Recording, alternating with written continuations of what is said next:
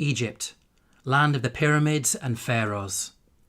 One of the most studied and scrutinized civilizations of the ancient world, and yet it remains veiled in mystery.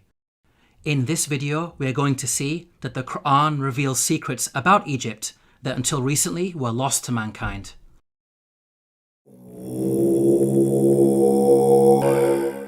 Pharaoh was a tyrant in Egypt, enslaving and persecuting the children of Israel.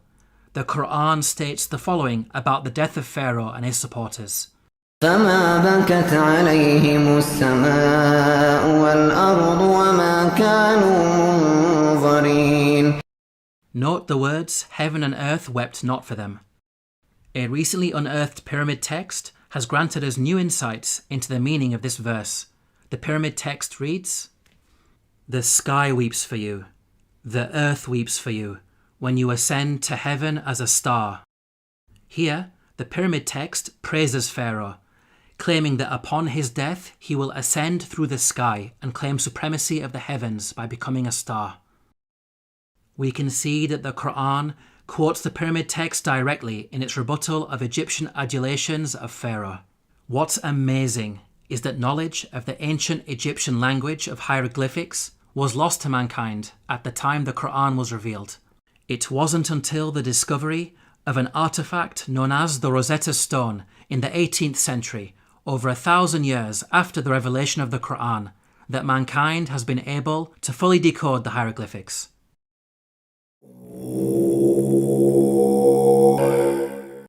When you hear the word Pharaoh, what comes into your mind? Most people think of the supreme ruler of Egypt. This is correct, but the word did not always refer to the supreme ruler. Ancient Egyptian history is divided into different periods. The word Pharaoh, Egyptian Perah, had different meanings depending on the period of Egyptian history. Historically, the word Pharaoh only started being used as a title for the supreme ruler much later in Egyptian history, during the New Kingdom period. Before this, the word meant great house and was used to refer to the royal palace. The Encyclopedia Britannica states, Pharaoh, originally the royal palace in ancient Egypt. The word came to be used for the Egyptian king under the New Kingdom. Let's now analyze the Quran's accounts about Egypt in light of these historical facts. Like the Bible, the Quran discusses the prophets Joseph and Moses, who both spent time in Egypt. Joseph is dated by scholars to either the Middle Kingdom or Second Intermediate period, well before Pharaoh meant ruler. In the story of Joseph, the Quran repeatedly uses the word king to refer to the ruler of Egypt. He is never once called Pharaoh. Moses is dated by scholars to the New Kingdom period. In the story of Moses, the Quran repeatedly calls the ruler Pharaoh. He is never called king. We can see that the Quran is accurate in its use of language when it comes to describing the leader of Egypt at different periods in its history. How could the author of the Quran have known this? The only source of information about ancient Egypt that would have been readily available are the Bible-based stories. To claim that the Quran copied from the Bible is problematic because the Bible uses the word Pharaoh to refer to the Egyptian ruler in the story of Joseph, which is historically inaccurate. The Quran cannot have copied from the Bible because the Quran corrects the Bible.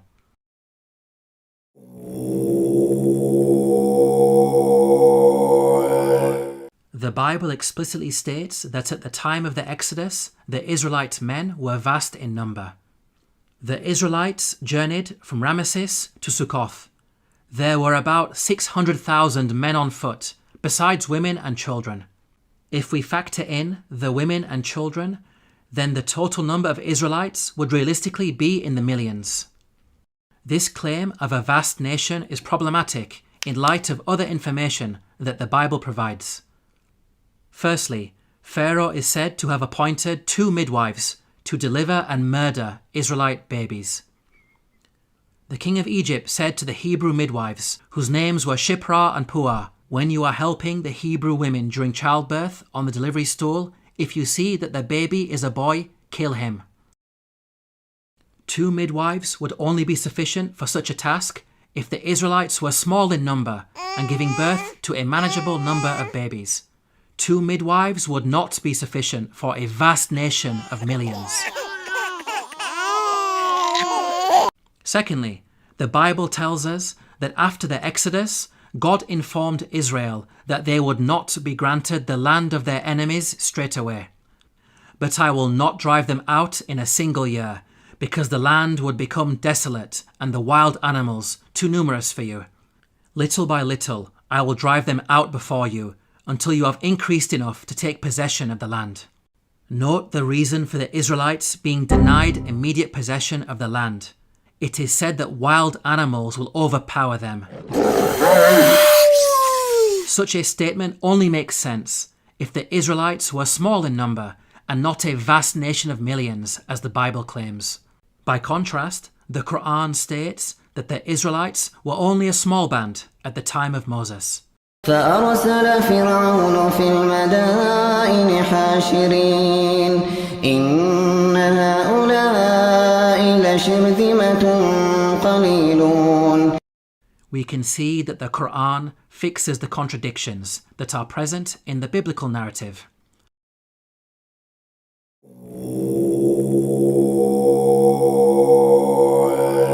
The Quran states that the punishment of crucifixion was used in ancient Egypt from the time of Moses all the way back to the time of Joseph.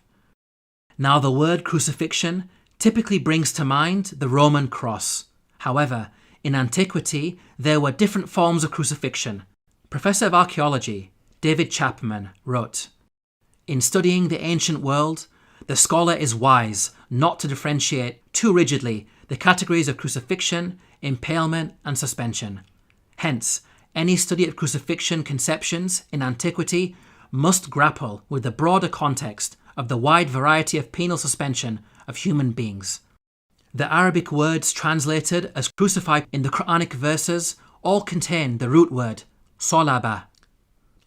Arabic dictionaries state that this root carries a number of meanings, including to harden or stiffen and to extract oily matter from bones.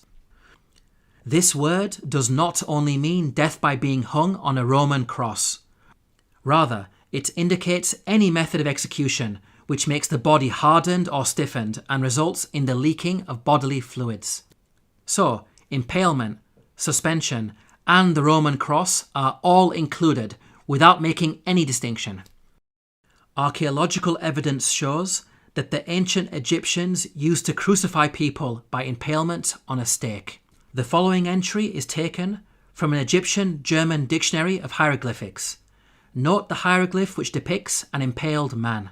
This is a punishment that was used throughout the different periods of ancient Egypt.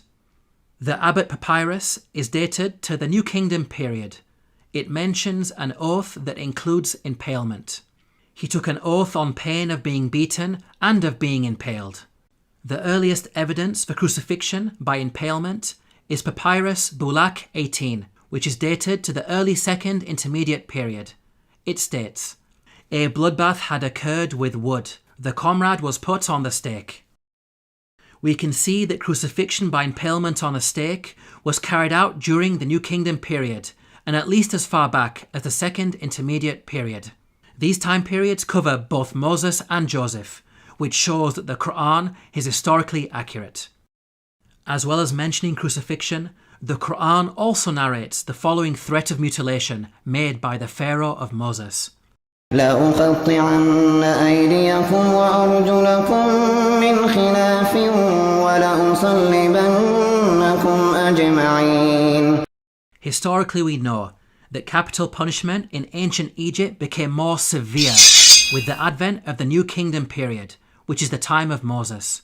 In fact, the specific punishment of mutilation is primarily associated with the New Kingdom period. For example, the Turin Judicial Papyrus records, persons to whom was done punishment by severing their nose and ears on account of them ignoring the good instruction said to them.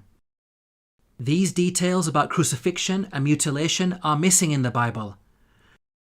There is a Jewish commentary, the Midrash Shemot Rabbah, which mentions Pharaoh threatening Moses with burning and crucifixion. But this is a much later work that was composed centuries after the Quran was revealed.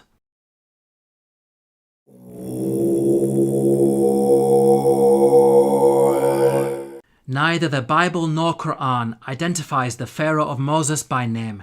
We can use the details provided in the scriptures to try to identify the Pharaoh. Both scriptures speak of the Israelites being taken into slavery before the birth of Moses. The use of Semites for slave labour occurred only during the New Kingdom period. So, we can place Moses somewhere in the New Kingdom period. This gives us a list of 33 possible pharaohs. Both scriptures also speak of an exodus of the Israelites out of Egypt. The Merneptah Stele is an important artifact that contains the first explicit reference to Israel in the archaeological record. It is dated to around 1208 BCE. It discusses the land of Canaan and mentions the Israelites in relation to Canaan, indicating that the Exodus had already taken place by this date. The artifact is contemporaneous to the pharaoh Merneptah. This means that the Exodus had to take place before Merneptah, since Merneptah was alive and in power after the Exodus and not drowned in the sea. This establishes an upper boundary in the timeline of the pharaohs. From the point of view of both the Bible and Quran, we are now left with 18 pharaohs as candidates who may have ruled during the time of Moses. Let's now delve deeper into the biblical narrative. The Bible claims that there were 2 different pharaohs who were in power. The first died while Moses was in hiding in Midian. When Pharaoh heard of this, he tried to kill Moses, but Moses fled from Pharaoh and went to live in Midian. During that long period, the king of Egypt died. The new Pharaoh continued his predecessor's persecution of the Israelites, and it was his second Pharaoh who was later drowned when Moses crossed the sea. The Bible gives us a timeline for these events. The burning bush encounter with God took place when Moses was 80 years old. So from his birth to the Exodus, there was a span of at least 80 years, during which 2 pharaohs ruled Egypt. Now, there is a big problem if we compare this biblical narrative to the timeline of the pharaohs. We've seen that the Bible claims exactly 2 pharaohs ruled during the 80-year period from the birth of Moses to the Exodus. If we consider the number of years that each of the pharaohs ruled, we can see that there is no 80-year period during which only 2 pharaohs ruled. Any given 80-year period will give you at least 3 pharaohs in power. We can see that the biblical narrative contradicts the historical evidence. Let's now compare the Quranic narrative. Unlike the Bible, the Quran depicts a single pharaoh reigning from the birth of Moses all the way up to the Exodus. The Quran informs us that Moses fled to Midian when he reached the age of maturity. The Quran defines the age of maturity as 40 years old. The Quran also informs us that during his time in Midian, Moses spent 8 to 10 years in the service of his father-in-law before returning to Egypt to face Pharaoh. This means that Moses was at least 48 years of age when the Exodus happened. The only Pharaoh during the New Kingdom period who had such a lengthy reign as an absolute ruler was Ramesses II, who ruled for 66 years. The Quranic account is perfectly in line with the historical evidence and fixes the chronological issues that are present in the biblical narrative.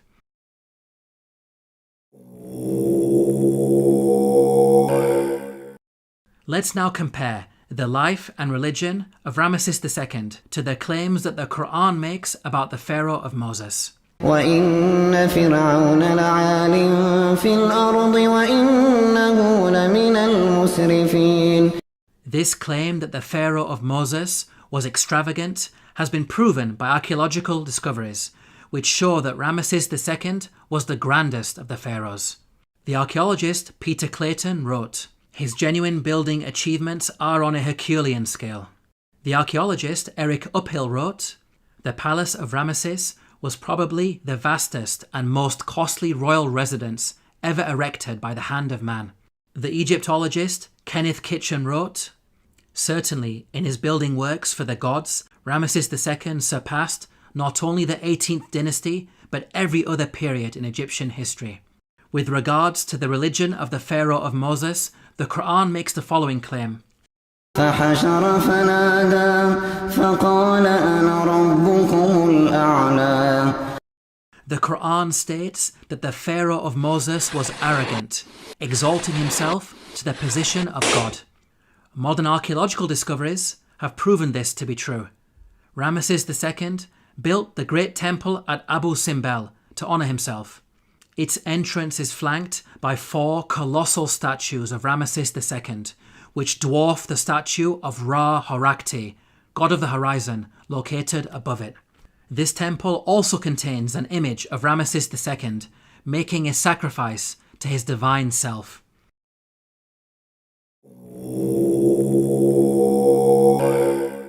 The Quran makes the following claim about the Pharaoh of Moses, who God drowned in the sea.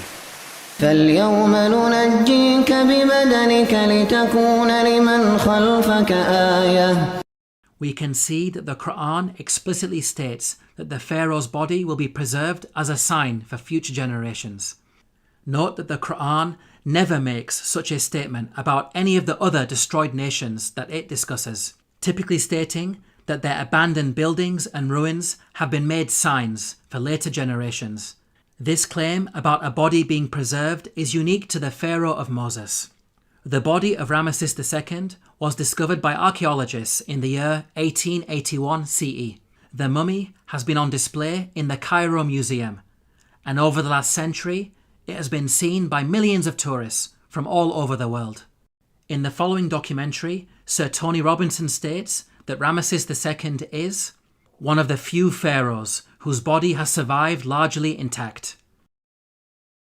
Just across the river from Luxor lies the famous Valley of the Kings, where Ramesses himself was buried. His mummy was discovered in 1881. One of the few pharaohs whose body has survived largely intact. Historically, priests had concealed his body in a secret location in the year 1000 BCE because of a problem with grave robbers. Nothing was known about his mummy in the intervening period of almost 3,000 years. At the time the Quran was revealed, the whereabouts and fate of Pharaoh's body was unknown. During the 3,000-year period in which the body was hidden, it could easily have been damaged or stolen. It may have even remained lost forever, locked away in its secret location, never to be rediscovered. If you think about it, these statements in the Quran are not only historically accurate, but also represent quite a bold prophecy.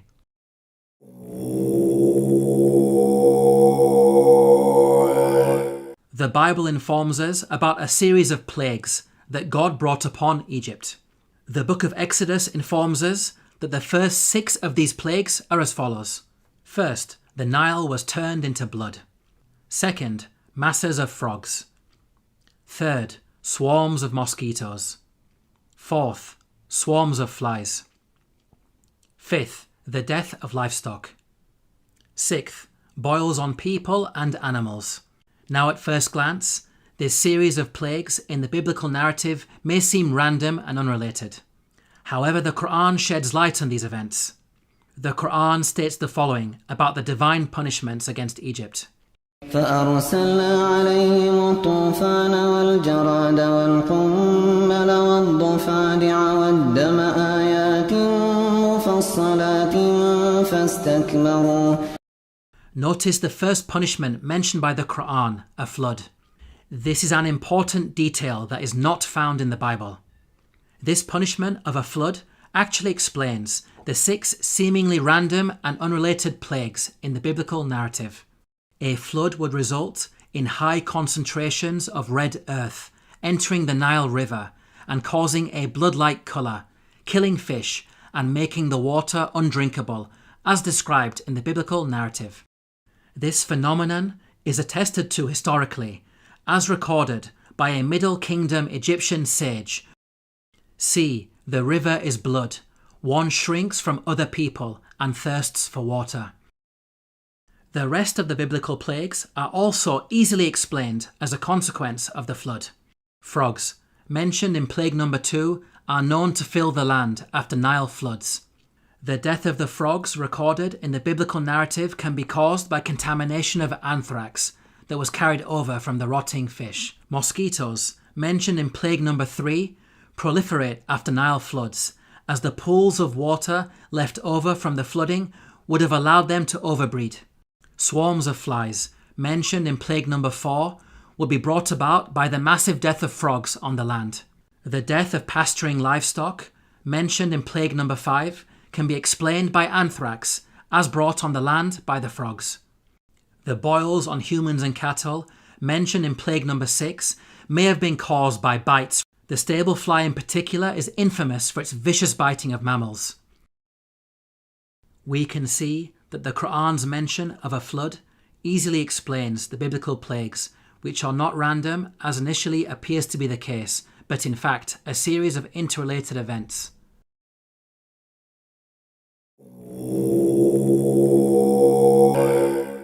The Quran mentions the following incident about Joseph while he was in Egypt. وشروه بثمن بخس دراهم معدودة وكانوا فيه من الزاهدين. Here the Quran states that Joseph was sold for a paltry price. The Arabic phrase used is darahima ma'dudatin, which contains the words dirham and ma'dud. Dirham means a unit of silver coinage or weight. Ma'dud means countable or limited in number. So the Quran is making the claim that Joseph was sold for a small amount of countable silver. There is plenty of historical evidence that standardized units of silver were used in transactions in ancient Egypt. Small pieces of silver, known as shati, were used in trade. The tomb of Nyanknum and Khnumhotep is dated to the Old Kingdom period. It contains a scene of a busy open-air market with goods for sale. Cubits of cloth, for example, are said to be sold for 6 shati. The Rind mathematical papyrus is dated to the Second Intermediate period. It discusses the relative values of gold, silver and lead in terms of shati. Small silver bars bearing the name of Pharaoh Tutankhamun have been dated to the New Kingdom period. They are inscribed with a hieroglyphic which states, Tutankhamun, ruler of Heliopolis in Upper Egypt. Until recently, historians believed that the minting of precious metals was a later Greek invention. These recent Egyptian archaeological discoveries have forced historians to completely revise their understanding of coinage in the ancient world. How is it possible that such knowledge was revealed in the Quran nearly 1,500 years ago? The Bible mentions that Joseph was sold for 20 of silver. However, this sale is said to have taken place with some Arabs outside Egypt. By contrast, the Quran states that the sale took place inside Egypt. So, the Bible could not have been used as a source by the Quran. It is in fact the Bible that contains historical errors when it comes to coinage. For example, the Bible makes the claim that a gold coin known as the Darik was used at the time of King David. They gave toward the work on the temple of God 5,000 talents and 10,000 darics of gold. As historians point out, the Darik is named after the Persian leader Darius the Great, who lived hundreds of years after King David. The Jewish Encyclopedia acknowledges this error. A notable instance of anachronism occurs in 1 Chronicles 29:7. Gold darics, coins which were not struck before the time of King Darius I, i.e., more than 400 years after David.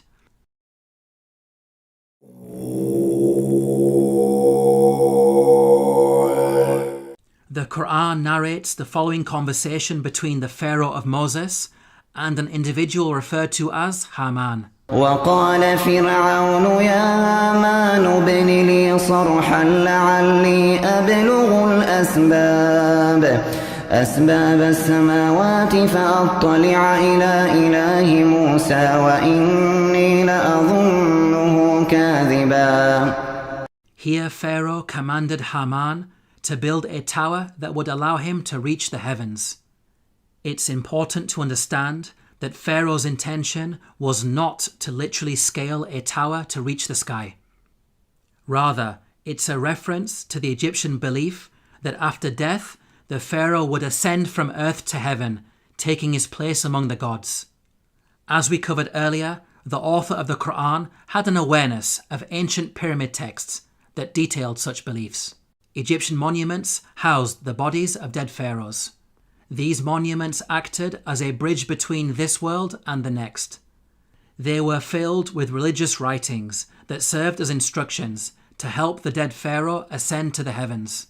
Hence, the person in charge of constructing such a monument for Pharaoh would not only need to be skilled in architecture, but also highly knowledgeable in religion, a builder-priest of sorts. Let's now turn to history to see if we can identify an individual known as Haman, who was both a builder and a priest. Earlier we concluded that Ramesses II was the pharaoh at the time of Moses, so we will focus on this time period. A block statue in the Egyptian Museum of Munich contains a biographical account of the life of a high priest named Baken Khonsu. In his own words he states, "I am one truly reliable, useful to his Lord, who performs beneficent deeds within his temple.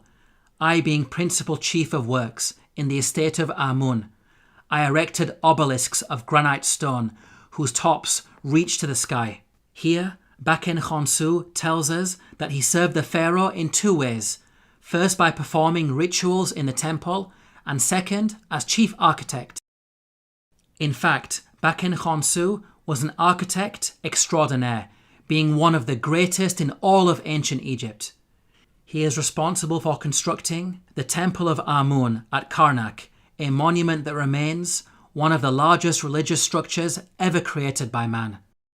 With regards to the priesthood, Baken Khonsu informs us that he had a very long and illustrious career. "I was a third prophet of Amun for 15 years. I was a second prophet of Amun for 12 years. He appointed me high priest of Amun for 27 years. Here Baken Khonsu is stating that he served the god Amun throughout his priestly career. Amun is the name of an Egyptian deity who rose to prominence during the New Kingdom period. By the time Baken Khonsu died, he had been a priest for many decades, having served Ramesses II as high priest throughout his reign. Both Ramesses II and Baken Khonsu were contemporaries who died around the same time. What about the Quran's mention of Haman? How does it relate to Baken Khonsu? Baken Khonsu referred to himself by the title High Priest of Amun. The actual phrase in the hieroglyphics is Ham, Nata, Tapi, Amana. The word Ham literally means servant, and Amana is how you articulate the name of the god Amun in Egyptian. Baken Khonsu was Ham Amana, meaning servant of Amun. The Quran's mention of Haman may be simply an Arabized version of the Egyptian Ham Amana. Let's now summarize the main points about Baken Khonsu.